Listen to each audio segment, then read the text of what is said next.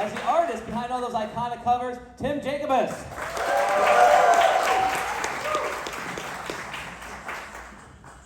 Gentlemen, welcome so much to White Plains, New York, Undiscovered Realm. I hope you guys are having a great time meeting the fans. You. I'll tell you why I'm especially glad to be here today. This is why I'm especially glad. I did a book signing in Baltimore a couple weeks ago, and a teacher came up to the table and she said, "Can I have my picture taken with you? The kids all think you're dead." But you're here and you're alive. I'm especially glad to be here. And things haven't changed? No, nothing has changed. Well, we're glad you're here. So far, so good. So we're going to just get right off to starting, R.L. Did you ever imagine Goosebumps would become the massive cultural phenomenon that it is now when you wrote the first book? Do you have any idea? No. And also, when we started out, this is true, I said, let's do 2 or 3. It's 33 years later. 33 years of this stuff. Yeah. Right? No, we had no idea. And here's the sad thing. Here's the kind of great businessman I am. I didn't want to do Goosebumps. What did you want to do instead? No, well, I was writing a teen series called Fear Street. And thank you. Thanks.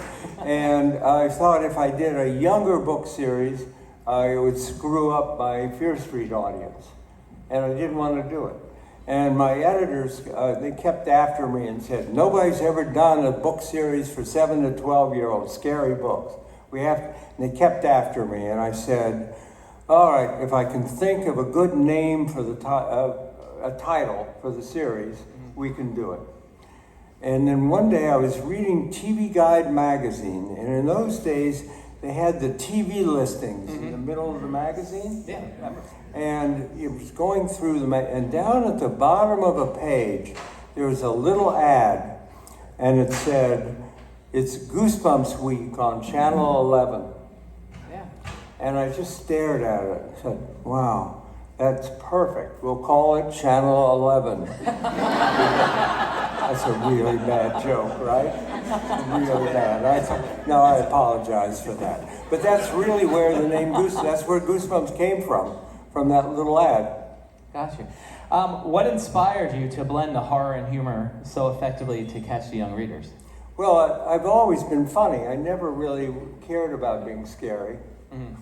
I never planned to be a scary guy. I was always funny. I wrote a bunch of 100 joke books for kids, and I did a humor magazine called Bananas for 10 years for kids. And so, seriously, when in Goosebumps, if I feel a scene is getting too intense or something, then I throw in something funny. Keep it light. Yeah. Nice. Well, you don't really want to terrify kids. You want to scare them a little bit. Tim, how did you first get involved in Goosebumps? And what was that initial reaction to that assignment? Well, the approach to me was kind of the same way, except Bob was going, "Yeah, I'm not so sure about this." And they came to me and said, "Well, we're going to try this horror series. It's only going to be a couple of books. We don't think it's going to do well. So will you do them for less money than you normally do your covers for?" And that was one of the few books where you had already written the first chapter to Welcome to Dead House. So I actually had something to read to get the... Usually I was writing the book while he was painting the cover. Exactly. I got a title and a couple sentences. Yeah. So I read it and I went, "Oh, this is kind of cool. I've never done anything like this. So yeah, I'll jump on board and give it a go." But same thing. I was thinking 2-3 books and we'd be on to something else. Now, and you mentioned that you got like the title and a couple of sentences. Going forward after those first initial books, was there any visual direction and conversations between the two of you? No, I'd be working on the book, and I would send Tim maybe a paragraph about what the book was, and I was still writing it, and he would have to do the cover painting. And he did about 100 covers, right? That's right. And he got one wrong out of 100. There was only one cover that came in and wasn't about the book. And that was a book called Say Cheese and Die. You know that one? It's about these kids who find an evil camera, and the camera takes pictures of things, bad things that happen in the future. So the cover painting came in from Tim, and it was a family of skeletons barbecuing. Nothing, that wasn't it. The only time this happened. And of course, the editor called me and said, Bob, you have to add a scene of a family of skeletons barbecuing. So they wouldn't call you. They wouldn't say change the cover painting. Exactly. They called me, and I added, if you look in that book, there's a dream sequence where the kid goes to sleep and he dreams about a family of skeletons barbecuing. It made the cover make sense. For me, so when we got to Say Cheese and Die, because that was one of the earlier books, that was the first one where I realized at that point that the humor and the horror were supposed to go together. So for years, 4 years, I thought that was a cover that just really landed and hit on the mark.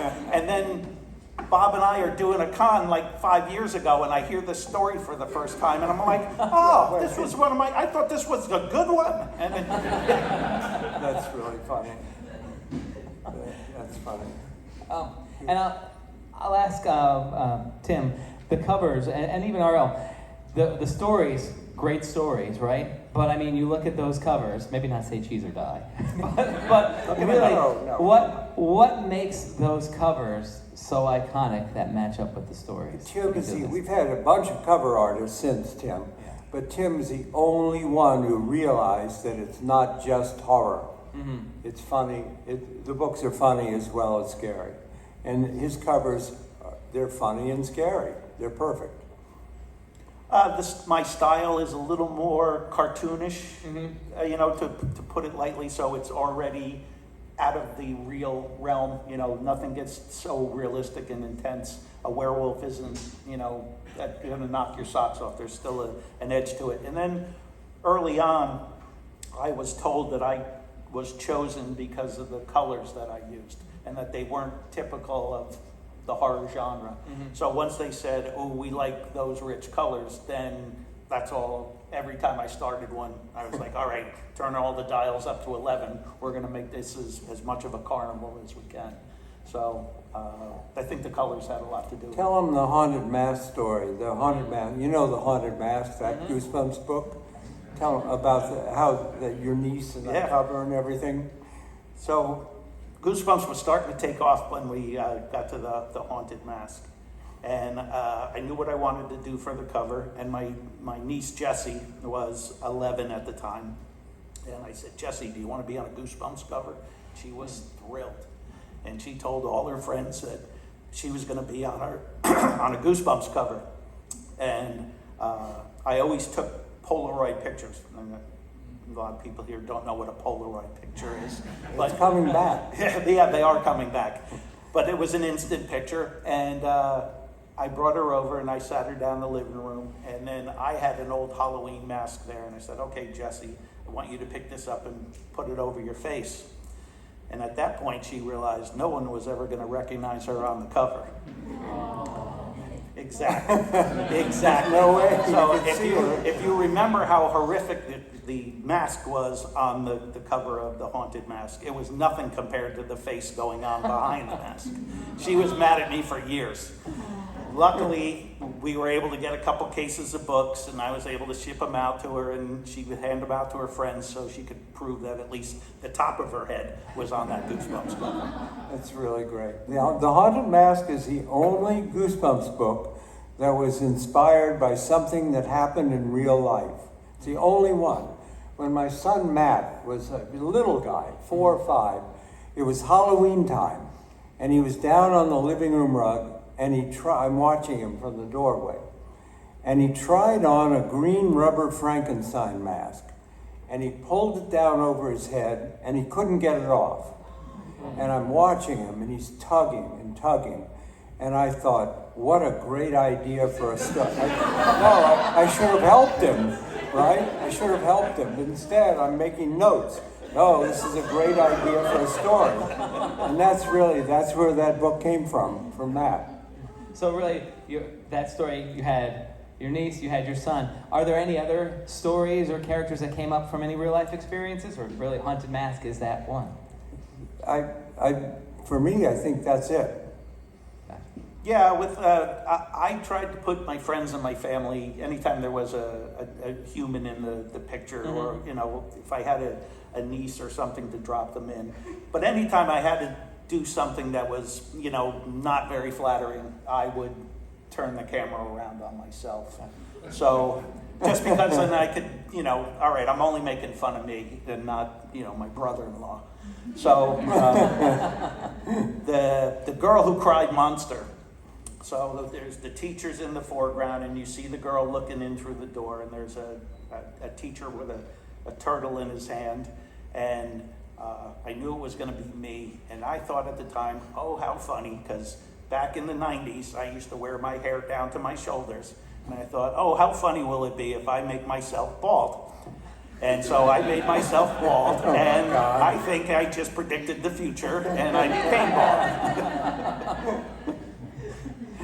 The Girl Who Cried Monster is about a girl who is in the library and comes to believe that the librarian is a monster. And no one believes her. And in the original this is one of the few times I went too far with a Goosebumps manuscript. Usually my editors say, hype it up, make it scarier. I'm fairly conservative when it comes to stuff. And they say, make it scarier. But in this case, the librarian ate a kid. In the original manuscript, he ate a kid. That's good. And then, no, it never said that's not good. It's not good. You can't have him eat a kid. So then I said, okay, I took a bowl of live turtles and put live turtles on and every once in a while the librarian would reach over and chew up a live turtle, which is much better than, much crunchier than a kid, right? And but I think that's the only time that I went too far. Thank you. I want to open up to some audience questions now, so we'll start with this young man over here. So my question is, when they started to make the TV show for Goosebumps, what were your thoughts on that, and how did that portray to your books as an author? Were you excited to have a TV show about it, or did you want to just keep it strictly to the books? No, I was very pleased. It was fun for me. When the original Goosebumps TV show started, I was writing 12 Goosebumps books a year. I was doing one a month. So I couldn't concentrate on the show very much because I had to write the book. So it was exciting for me to see what other writers would do, taking my book and then turning it into their show. And I enjoy that. I like that process. Of course, it's always nice when people say, oh, the book was better. I always like that better. We filmed the Goosebumps show in Toronto in an old Molson's brewery plant. It was entirely a Canadian production. It was all Canadian crew. We used all Canadian actors. 11-year-old Ryan Gosling is in Say Cheese and Die. I think we used every kid in Canada. At least once. Yes, and the reason we shot it in Canada is that they have no child labor laws. So, no, it meant we could film them all, and we could work them all night long. And just keep them working. There was no rules about having to have a tutor on the set. Feed them. Nothing, nothing. Give them to the librarian. We just kept working them all night. And it was totally, then I would be doing a book signing here, somewhere here, and kids in line would say, how can I be on the Goosebumps show? I'm an actor, I want to be on the Goosebumps show. And I would say, well, you have to be Canadian. And every time they said, what's that? This is a tribute to our school system, right? No one knew what a Canadian was. It's true. Thank you, that's a great question. Please, sir. You have Hello. to be real loud, yeah. I'm referencing a letter I wrote 15 years ago. something I wrote was one of the scariest shows you heard of as a kid was called The Shadows and Suspense. I don't know if that's true or not, 15 years ago. But What was the name of it? The Shadow and Suspense. I don't remember that. Okay, well, I was wrong. You 15 made years that. ago. You made that up. You made it up. But regardless, for both of you, where are some of the inspirations that you pulled from? I know you said you have pulled from your son with the mat, with the mask. So, where are some of your inspirations from? There you go. Sorry. What was he saying? Inspirations for you? What was? Inspirations for your writing styles. I don't know. My inspiration is greed and stupidity. I don't know. I've been writing since I was 9. I was this weird kid in my room typing in all afternoon. I don't know why. Why did I like it so much? My parents didn't understand at all. I'd be in there typing. My mother would stand outside my door and she'd say, "What's wrong with you? Stop typing. Go outside and play. Go outside and play. Stop typing." Worst advice I ever got. Telling me stop typing. I'd say, "It's boring out there. Type, type, type." But I had no idea why I liked it so much. I still do. I still write every day. There you go. What was your favorite book to write and your favorite book to illustrate? Favorite book to write, favorite book to illustrate. I guess The Haunted Mask. I think that's my best Halloween story. I think that's my favorite of them. How about you? For books to illustrate, because the way we worked, where you would give me, like you say, a paragraph and just the title. A lot of the books, as soon as I read it, I knew exactly what I was going to do. Sometimes it was, I read the title and I'm all done. Scarecrow walks at midnight. I know what I'm doing. It's very straightforward. Right. So the ones that I liked were the ones that when I read it, I went, I don't know what I'm going to do here. And one of those was Egg Monsters from Mars. Just because I don't know what an egg monster is, and I don't know what makes him different if he comes from Mars. And it took me a while to work through some thought processes. So I like the ones that were things that, and you can't tell me I'm wrong, because no one's ever drawn an egg monster from Mars before. So I think mine's correct. Thank you. No, it was good. Yeah, I wanted to do this is true, I wanted to do a Goosebumps book called Morons from Mars. And I suggested it. That's a good title, right? It's a great title. It's a good title. And so I told my editor, I said, "I'd like to do Morons from Mars." He said, "Well, you can't do that. You'll offend the morons." No, that's a true story. They wouldn't let me do it because it would offend the morons. Poor morons. Right? Yeah. Hi. I wanted to ask about the twist endings to Goosebumps books. Is that something, R.L., that you kind of figured out as you were going along, or you figured out the twist first, or kind of how you thought of them? And Tim, I wanted to know what your favorite twist ending Goosebumps book is. And R.L. too. Exactly what? The twist endings, how did you develop those? Were those initially planned or afterwards? No, I outline every book. Nobody likes to hear that. Everyone hates outlines. But I do a complete chapter by chapter outline of every book that I write. And I try to get the ending really soon. I try to get the ending first. And that way I can keep the readers from figuring out what the ending is. I know how to keep them from getting it. And the important thing, people always say, "Why do you think Goosebumps has lasted so long?" And I think it's all the twist. There's so much of children's literature, it's just so linear and just goes in a straight line and is so predictable. And in every book, I am giving you a serious answer.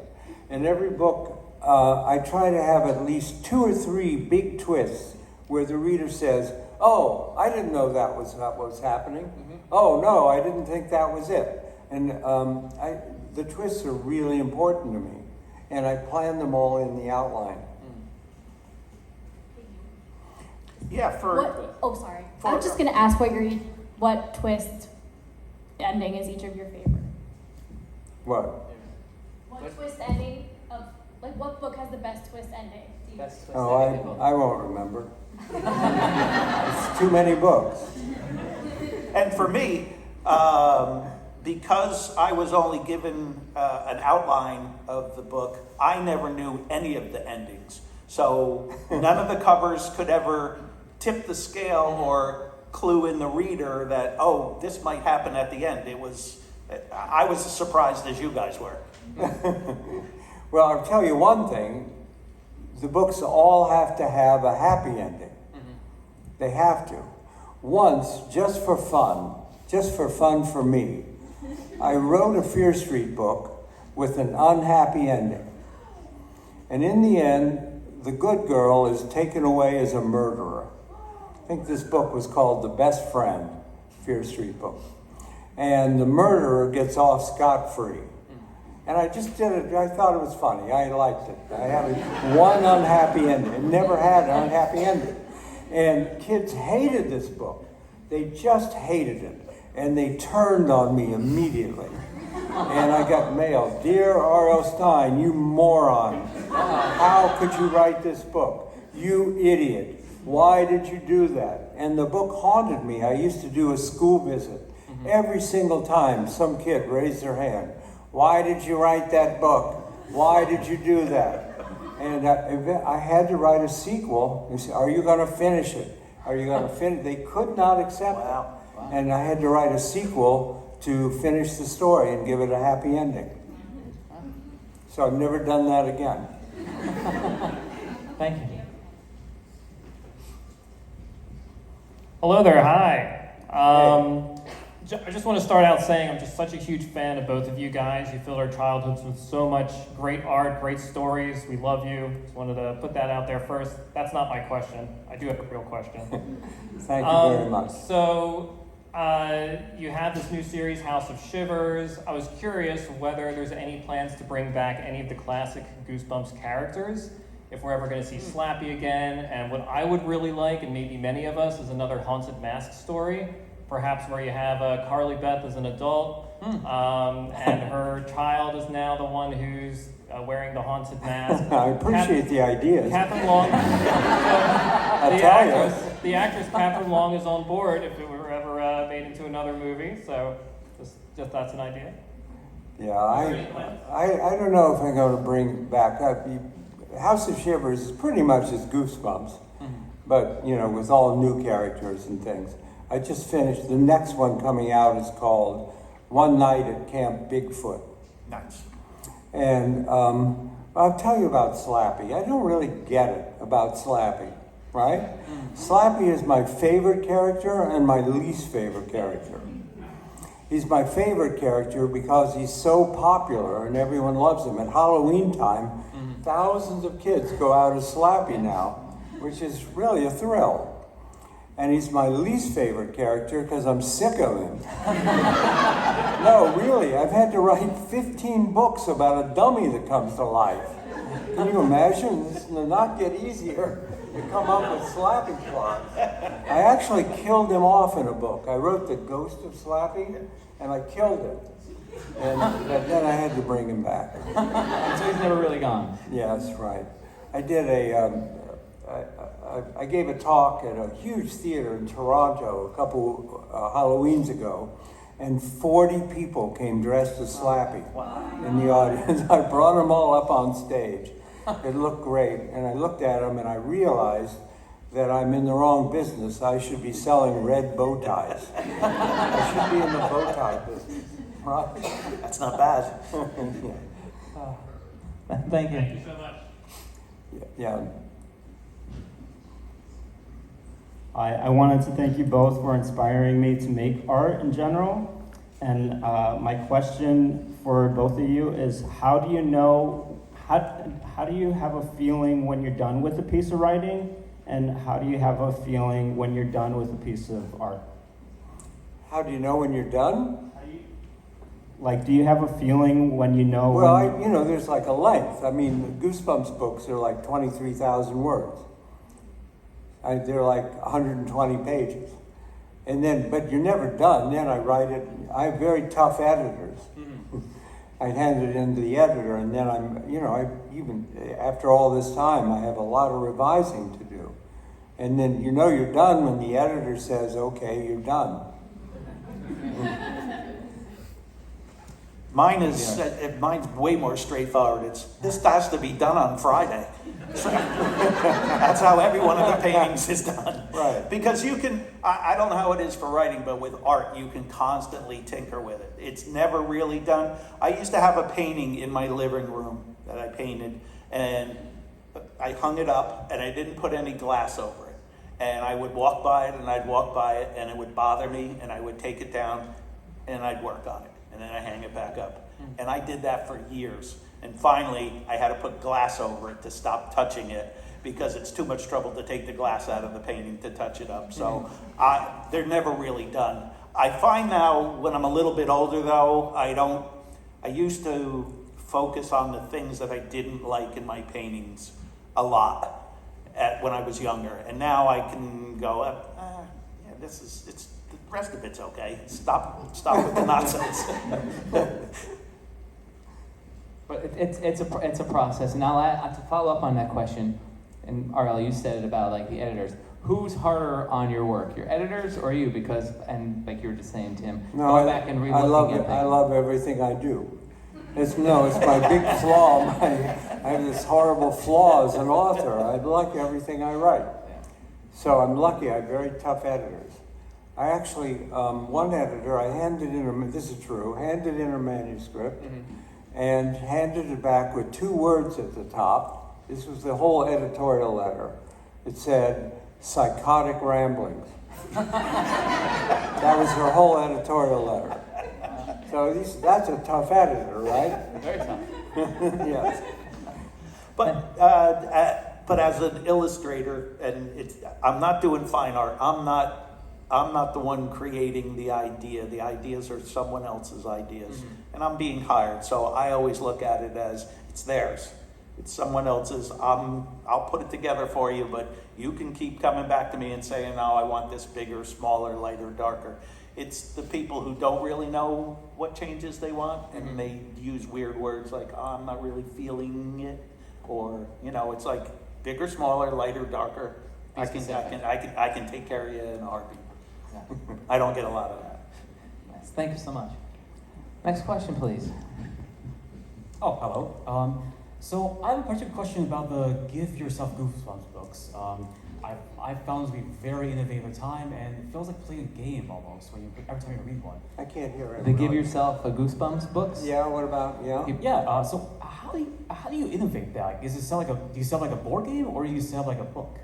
Sell them like a board game or sell them like a book? How do you come up with those? They're actually easier to write than they look.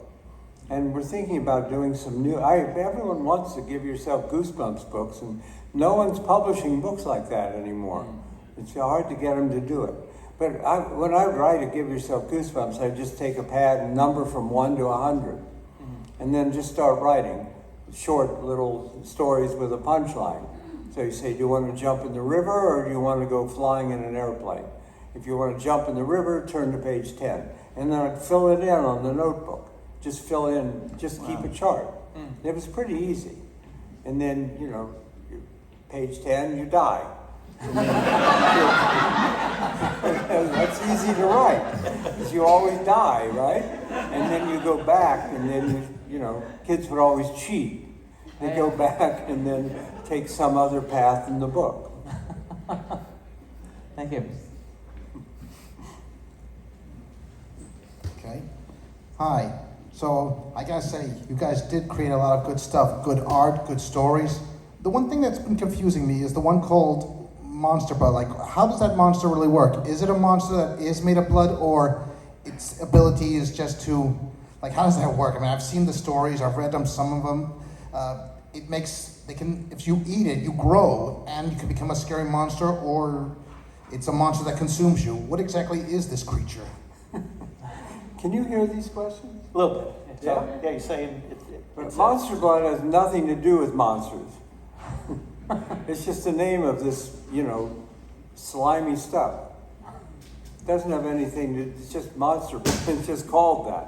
Yeah. It's just this green slime that grows and gets sticky and Sludge. can swallow up kids. It's not a monster. It's like, it's just a thing. It's great stuff to paint. There you go. It's awesome. Thank you. Yeah, how many Monster Bug books have we done? I don't know. I got good at painting it. At least 4, I think. It's just stuff that grows and grows. It's a big blob. This young lady here.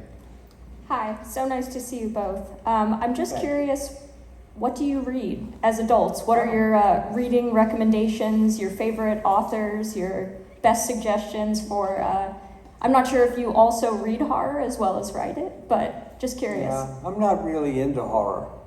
No one's listening, right? No, I read mostly, I read mysteries and thrillers, and I'm in the International Thriller Writers. We just had our Thriller Fest this week. So I get to, I know all the writers that I read, and I read mostly thrillers, Harlan Coben and Michael Connelly. I'm reading Anthony Horowitz's new mystery, that kind of thing. And I just read, I don't read kids' books anymore. People always ask me my favorite kids' books, but I don't. But someone gave me this book by E. Lockhart, and I'm sure all of you read it. It's been a big hit already for years, called We Were Liars. It's a very romantic teen book about these very rich teenagers who go to this island, very wealthy island every summer. It's a very romantic book, very tricky. And it has an incredible twist at the end. Just an incredible, heartbreaking twist that you never guess. And the series, based on this book, We Were Liars, just started this week on Amazon Prime. And I'm sure a lot of you have already read it, because it's been a big bestseller for years. Thank you. A book that you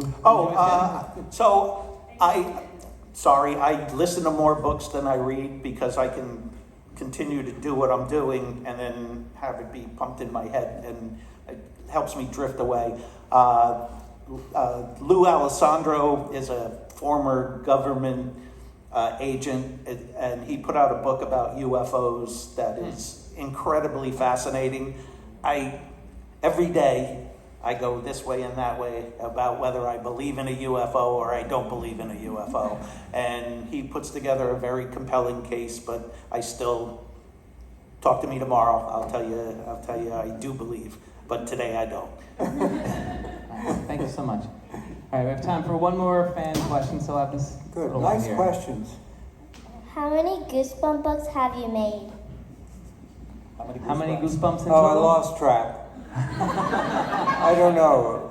It's about 100. Who writes 150 books? It's about 150, I think. And we just keep going. I've got like 5 more to write in this contract. I just finished one called The Last Sleepover. It's a pretty good title, right? The Last Sleepover. It's a ghost story. So as we just wrap up here, I just want to ask, like, you said you have a couple more Goosebumps books coming out. Outside of Goosebumps, is there anything else? Well, yeah, I'm real busy. I have a middle grade novel coming out this summer called Nightmare on Nightmare Street. There you go. And I have this books of short stories, a series that I do every year, called Stine Tinglers. Okay, And I have Stine Tinglers 4 coming out in August. nice. And I'm doing graphic novels. My new graphic novel, The Graveyard Club, just came out. So I've never been this busy. I don't know. I should be sitting by the pool, shouldn't I? Why? Why? I'm doing a lot. I'm really. I think I'm very lucky. Absolutely. And Tim, what are you working on? Yeah, there's always an illustration on the board. It's a little bit of everything, and everybody asks where these jobs come from. Well, all you original Goosebumps readers are now grown up, and you become art directors, and you're in bands, and you're writing your own books. So my old fans are now my new employers. So I'm getting a lot of jobs. All the emails start the same way. I read Goosebumps when I was a kid, and now continue the story. Nice. That's great. Let me just ask too, to finish, where do you see the Goosebumps legacy going down the line? Because I mean, this is Where? something that's Where? going to outlive Me? outlive everybody. What are you saying? What? Generations on I end don't are know. going to enjoy these books. No, So- it's, I 33 years is just amazing to Yeah. me. And now it's, the new TV series on Hulu and Disney. Mhm. We just keep going. Never stop. Yeah, we've already way out exceeded any expectation of anything. I did other books in the 90s that I think 40 people saw. Yeah. And, they're in my attic and nobody knows them. And yet here we are 30 something years later. We're and still talking still about talking about it. Yeah. Exactly. It's fantastic. Right. An incredible legacy that you both Thank you so much. created for And us. thank you all for coming today. Yes. It's really nice. Thanks so much. Round of applause for R.L Stine and Jacobus, everybody. Thank you so much.